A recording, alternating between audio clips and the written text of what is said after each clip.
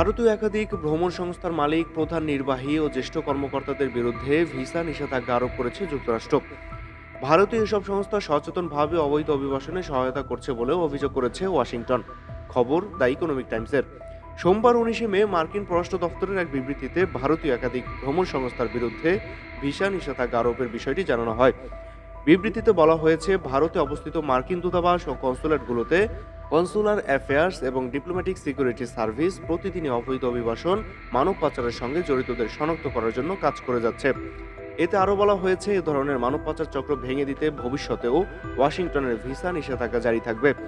মার্কিন পররাষ্ট্র দফতরের এক বিবৃতিতে বলা হয়েছে, আমাদের অভিবাসন নীতি কেবল বিদেশিদের যুক্তরাষ্ট্রে অবৈধভাবে প্রবেশের ঝুঁকি সম্পর্কে সচেতন করার জন্যই নয়, বরং যেসব ব্যক্তি এই আইন লঙ্ঘন করে তাদেরও জবাবদিহির আওতায় আনতে কাজ করে।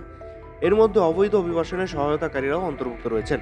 বিবৃতিতে বলা হয়, আইনের শাসন প্রতিষ্ঠা ও মার্কিন নাগরিকদের সুরক্ষার জন্য যুক্তরাষ্ট্রের অভিবাসন আইন এবং নীতির বাস্তবায়ন করাটা অত্যন্ত গুরুত্বপূর্ণ। মাহাদি হাসান বিএন, জিও বাংলা, ঢাকা।